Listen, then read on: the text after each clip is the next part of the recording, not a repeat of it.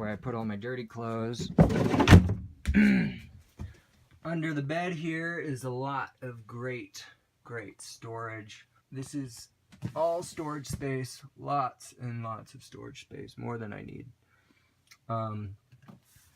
Yes, so anyways, that is the bus in its entirety.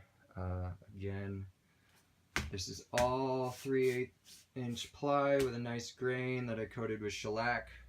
It's kept it nice and shiny. Same with everything up here. And now I will take you outside, show you a couple other parts of the bus. This is the back door. Got a nice lock there.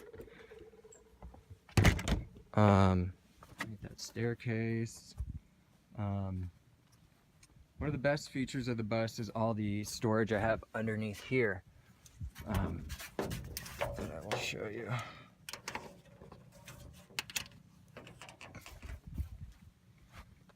Got a bunch of tools and stuff under there. Lots of storage. This goes all the way to the back, or to the other side, and this is only half of the opening.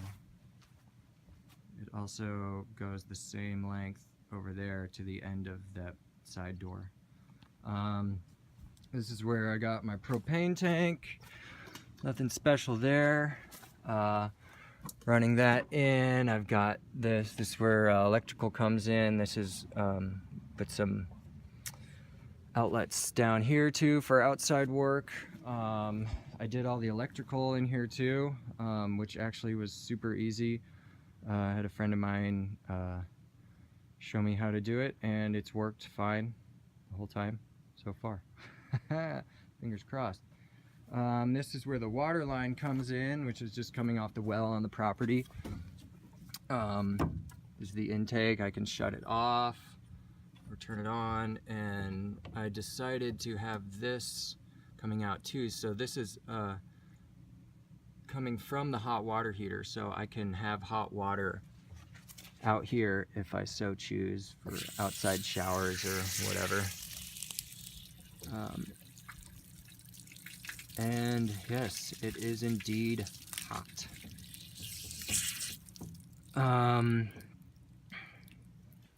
Yeah, that's pretty much it. Got the smokestack for the wood stove there. That little one is the fan, exhaust fan for the shower, and that tall one there is the exhaust heat off of the water heater.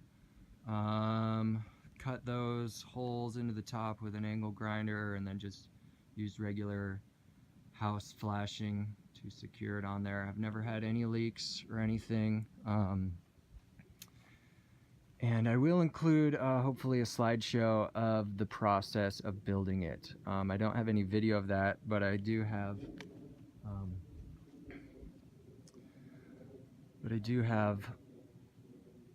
lots of slides. And that's probably what most you people are curious about. You know, most of it was just insulating the beast was super hard. Cutting all the pieces to fit. I used Tyvek on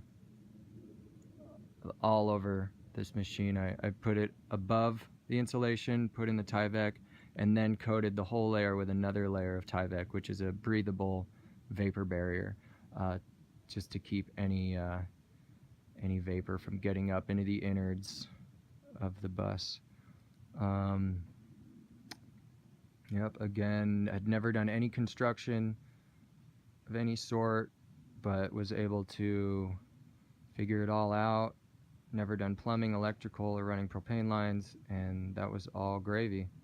And I've been living in it for about a year now with no problems, so hopefully that continues. Anyways, I will finish this video with the engine because, hey, it's pretty cool. Yes, cat diesel, badass. I think I paid put about $7,000 or $8,000 into the bus in its entirety, including the cost of the bus itself. And yeah, I can move it anywhere. I've put it on 3 different properties now. I just hook it up to water and power super quickly and easily. And like I said, I'm paying $100 a month for this situation. Bus life is cozy and humble and takes some adjusting to, but I love it. And the amount of money I save adds to the amount of time I have, and that is really worthwhile to me. Yeah, so check it out. Love to answer any questions, and you know, in this day and age, in this economy, this could be a good opportunity for some people to get out of the debilitating situation that a lot of us have been put in, and still keep your dignity and pursue life, love, and happiness. Anyways, I'll stop gabbering. All right, peace, and fuck the man. Here's a short slideshow of the early stages of my bus conversion. Here's the bus right after I removed all the inside sheet metal slabs and the stock fiberglass insulation. I used a plasma cutter and angle grinder mostly to remove those pieces of metal. It was not easy, but definitely worth it so I could get in there and do a better insulation job. I used 1.5" Dow foam board, which I think was rated at 7 to 9 on the R value scale. It was the best I could find for the dimensions and the price. I bought it in bulk at some local spot. And here I'm wrapping all the pieces that I cut out in Tyvek, which is a vapor seal, a breathable vapor seal. It was recommended to me by another bus converter, just in case any moisture gets up into the insulated part of the bus. It wouldn't get on the foam board. So here I am starting insulation in the back of the bus.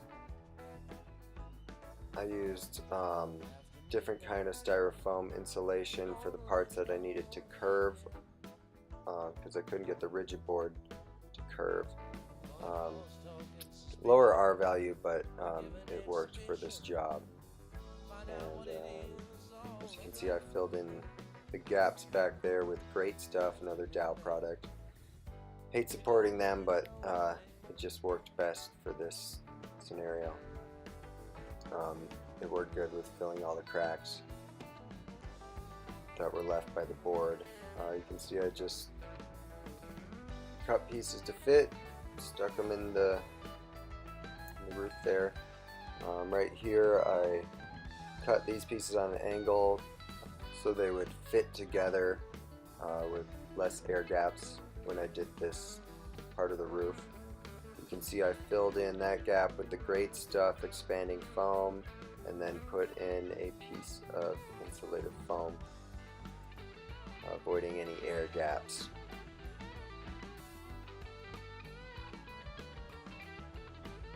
This was probably, this stage combined with removing the steel was probably the hardest phase, and probably took about half the time, but it was definitely worth it.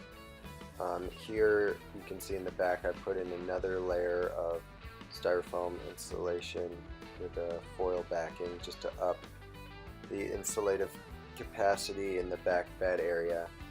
You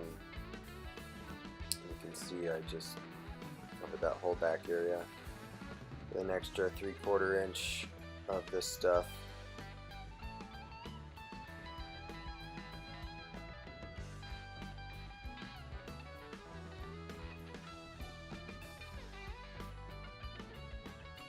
That pipe coming down is the air intake for the engine.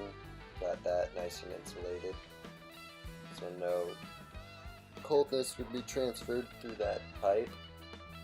Put back on the stock cover around it. just filled in all the gaps with the extra foam. Then I put foam board over the back area that covered up the engine. It was only about 1/4 inch steel plate, so definitely would have let some cold air in. And then I cut that piece of wood to be a top area there. Another piece of foam board wrapped in Tyvek. Made to last a long time. That's a scribe that I made. People not familiar with scribing in construction should check that out. It's a way that I cut every curve that I needed to in this bus. It was really helpful. Check that out. Here I'm putting in more foam board, obviously, on the sides, and starting to frame out the bed and desk area.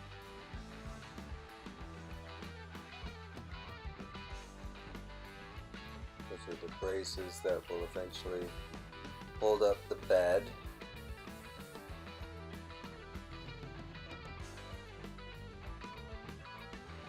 Jumping ahead to the construction of the desk here.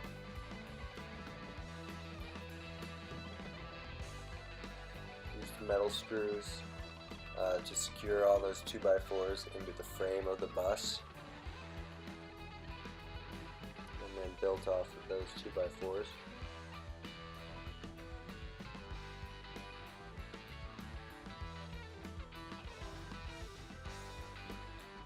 Storage underneath, you can see I insulated the wheel wells as well.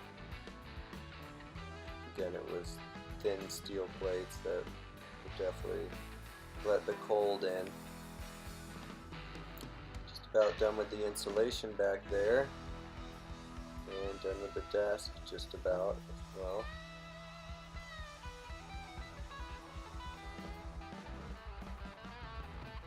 See, I had a part that slides out to complete the whole front desk there. I didn't show that in the earlier video, but that's very nice. Here I am starting to put up the carpet. That was quite a feat. Carpet is very heavy.